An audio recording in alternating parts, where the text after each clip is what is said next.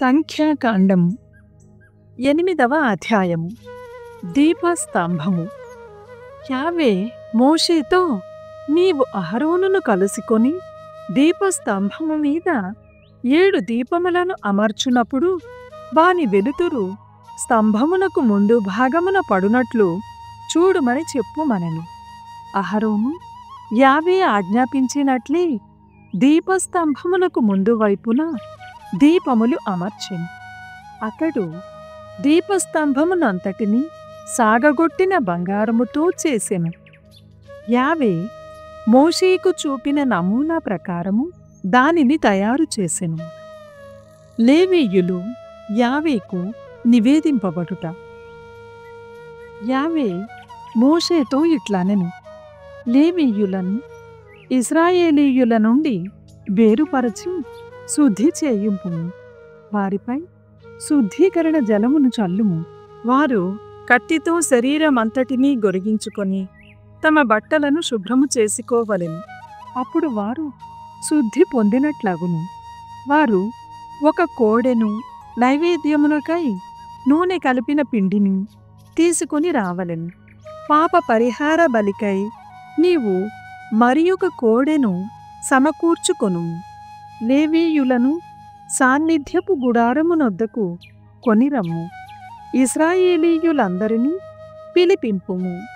వారు లేవీయుల మీద చేతులు చాపవలెను.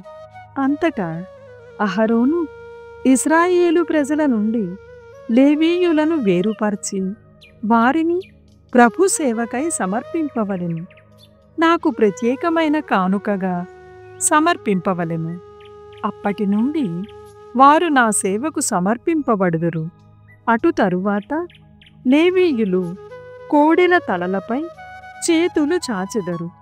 నీవు వానిలో ఒక దానిని పాప పరిహార బలిగా సమర్పింపుము. 2వ దానిని దహన బలిగా అర్పింపుము. లేవీయులను శుద్ధి చేయు విధానమిది. అహరోను అతని కుమారులు ఎదుట వారిని నిలువబెట్టి నాకు ప్రత్యేకమైన కానుకగా అర్పింపుము. ఈ రీతిగా లేవీయులను ఇశ్రాయేలీయుల నుండి వేరుపరచి నా వారినిగా చేయుము.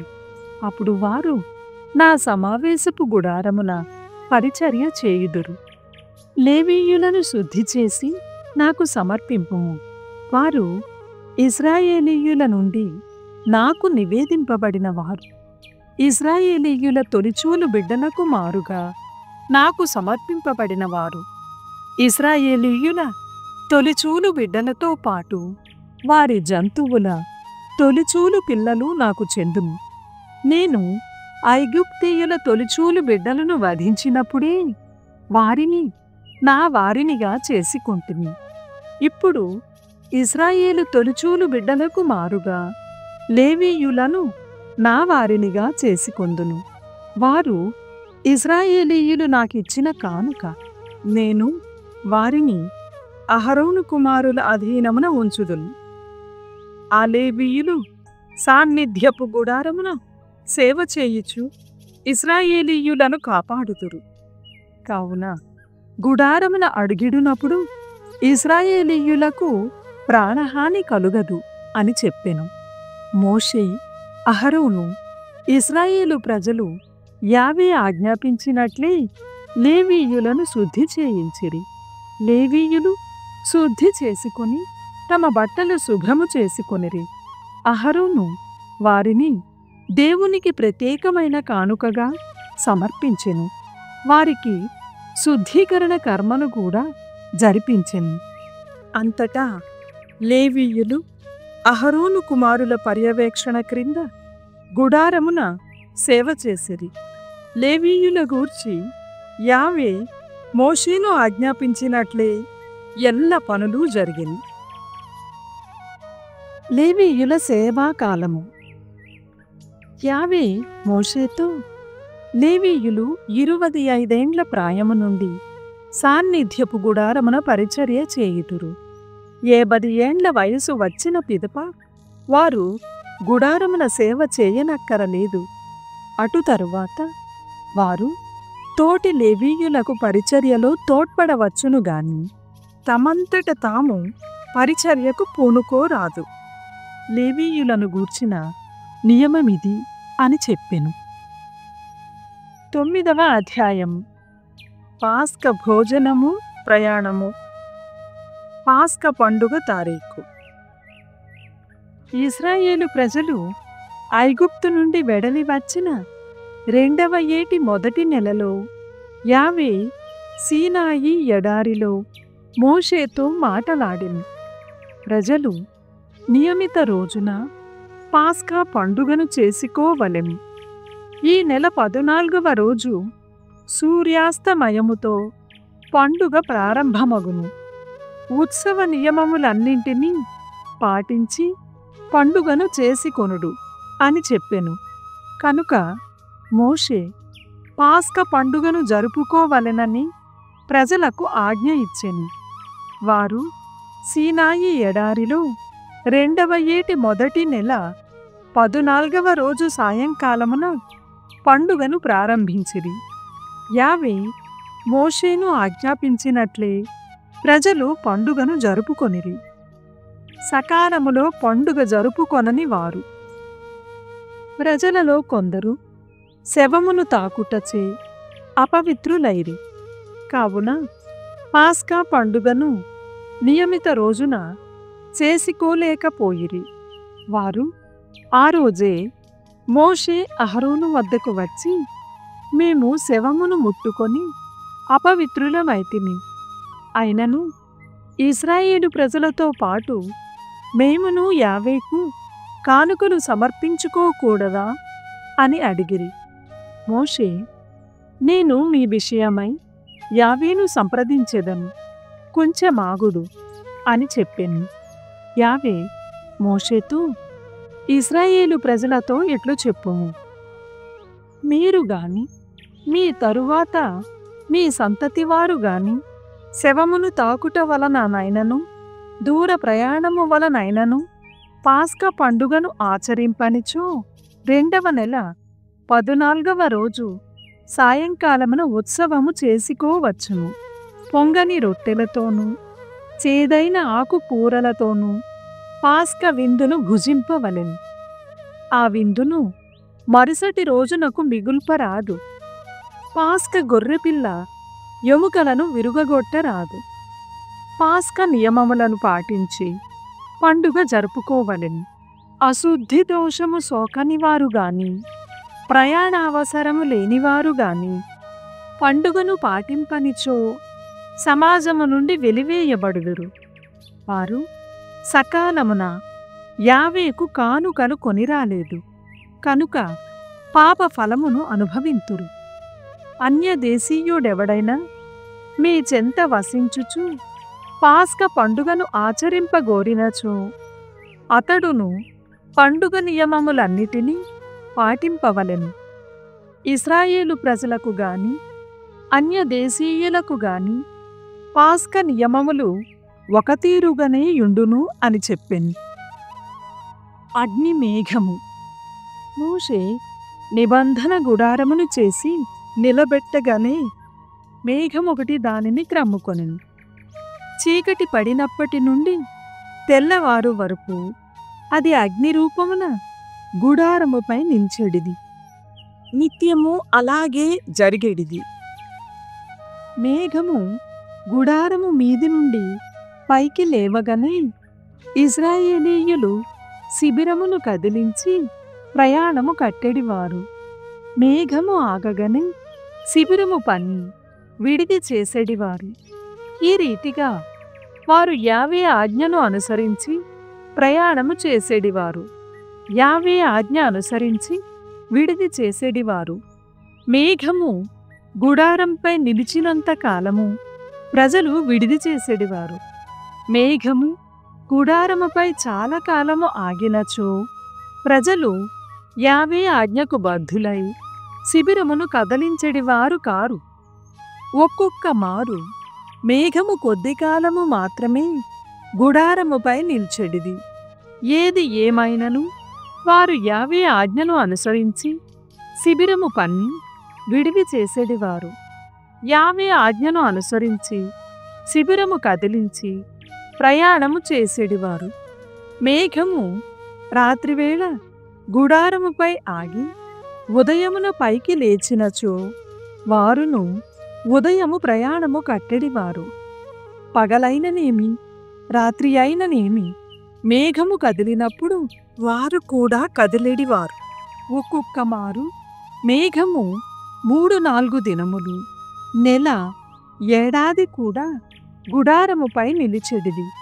అది నిలిచినంత కాలము ఇశ్రాయేలీయులు అక్కడనే విడిది చేసేడివారు. కాని అది లేవగనే వారును ప్రయాణమయ్యేడివారు. యావే ఆజ్ఞను అనుసరించి శిబిరము పన్ని విడిది చేసేడివారు. యావే ఆజ్ఞను అనుసరించి శిబిరము కదిలించి ప్రయాణము చేసేడివారు. ఈ రీతిగా వారు యావే మోషే ముఖమున ఇచ్చిన ఆజ్ఞలకు బద్ధులైరి.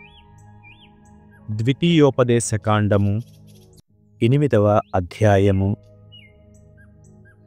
ఎడారిలో పరీక్ష. నేడు నేను మీకు ఆదేశించిన ఆజ్ఞనెల్లా పాటింపుడు. అప్పుడు మీరు బ్రతికిపోయెదరు, పెంపు చెందెదరు. ప్రభు మీ పితరులకు వాగ్దానము చేసిన దేశమును స్వాధీనము చేసుకొందరు. ప్రభు ఈ 40 ఏండ్లు మిమ్ము ఎడారిలో నడిపించుటను జ్ఞప్తికి తెచ్చుకొనుడు. మీకు వినయము నేర్పుటకు, మీ హృదయములను పరీక్షించుటకు, మీరు తన ఆజ్ఞలను పాటింతురో లేదో తెలుసుకొనుటకు అతడి పయనము ఉపయోగించుకొనెను. అతడు మీకు అణకువను నేర్పెను. మిమ్ము మొదట ఆకలితో బాధించి అటు పిమ్మట మన్నా భోజనమును అనుగ్రహించెను. ఇట్టి భోజనమును మీరు గాని మీ పితరులు గాని ఏనాడు నారగించి ఎరుగరు. నరుడు కేవలము భోజనము వలననే జీవింపజాలడు, కాని ప్రభు సెలవిచ్చు ప్రతి వాక్కు వలన కూడా జీవించుననియు తెలియజేయుటకే అతడు అట్లు చేసెను. ఆ 40 ఏండ్లు మీ ఒంటి మీటి దుస్తులు చినుగు పట్టలేదు, మీ కాళ్లకు బొబ్బలెక్కలేదు. దీనిని బట్టి తండ్రి కుమారునకు వలె ప్రభు మీకు శిక్షణనిచ్చెనని గ్రహింపుడు. కనుక మీరు ఆజ్ఞలను పాటింపుడు. అతడు చూపిన త్రోవలో నడువుడు. అతని పట్ల భయభక్తులు కలిగి ఉండుడు. వాగ్దత్త భూమిలో ప్రలోభములు.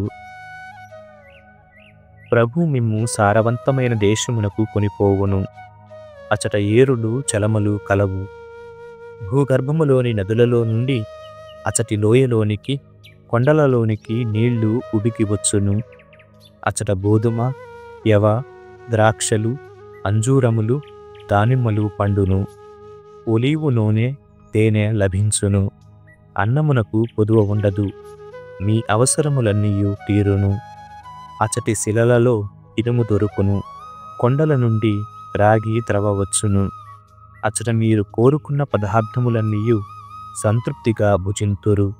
అంత సారవంతమైన నేలను మీకు అనుగ్రహించినందుకు గాను ప్రభువునకు వందనములు అర్పింపుడు. కాని మీ ప్రభువైన దేవుని మరిచిపోయి నేడు నేను మీకాదేశించు ఆజ్ఞలను అశ్రద్ధ చేయుదురేమో జాగ్రత్త.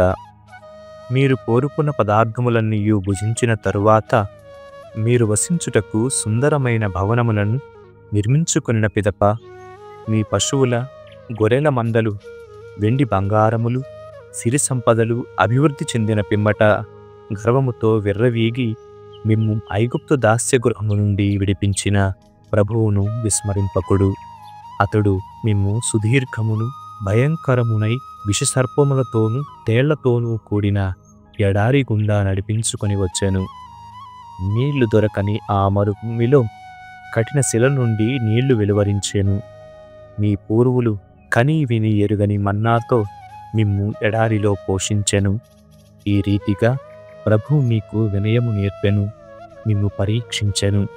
అతడింతగా శ్రమపడినది చివరకు మీకు మేలు చేయుటకే. కనుక మీరు ఏనాడును మా బలముతోనే, మా శక్తితోనే మేము సంపన్నులమైతిమని భావింపకుడు. మిమ్ము సంపన్నులను చేసినది ప్రభువే అని గుర్తింపుడు. అతడు మీ పితరులతో చేసుకొనిన ఒడంబడికను నేటిదనుక పాటించెను గనుకనే మీరు ఐశ్వర్యవంతురైతిరి. కనుక ఆ ప్రభువును ఏనాడు విస్మరింపకుడు. అన్య దైవములను ఆరాధించి మొక్కులు చెల్లింపకుడు. అట్లు చేయుదురేని మీరెల్లరూ మొదలంట నాశనమయ్యెదరని నేడు నేను ప్రమాణము చేసి చెప్పుచున్నాను. మీరు మీ ప్రభువు మాట పెడచెవిన పెట్టుదురేని అతడు మీ ఎదుటి నుండి అన్ని జాతులను నాశనము చేసినట్లే మిమ్మును మసి చేసి తీరును. 93వ కీర్తన. దేవుని ప్రాభవము. ప్రభువు రాజు. అతడు ప్రాభవమును వస్త్రము వలె ధరించెను. బలమును దుస్తుల వలె తాల్చి నడికట్టుగా కట్టుకొనెను. అతడు భూమిని స్థిరముగా పాదుకొల్పెను, అది చలింపదు. ప్రభువు, నీ సింహాసనము అనాది కాలము నుండియు స్థిరముగా నిలిచియున్నది. నీవు అనాది కాలము నుండియు ఉన్నవాడవు. ప్రభూ, సాగర గర్భములు ఉప్పొంగినవి, అవి గళమెత్తి హోరుమని శబ్దించినవి. కాని ప్రభువు కడలి హోరు కంటెను, సాగర తరంగముల కంటెను అధికుడై స్వర్గమున మహోన్నతుడుగా పరిపాలనము చేయును. ప్రభూ, నీ శాసనములు ఎన్నటికినీ మారవు. నీ మందిరమునకు ఎల్లకాలము పవిత్రత తగియున్నది.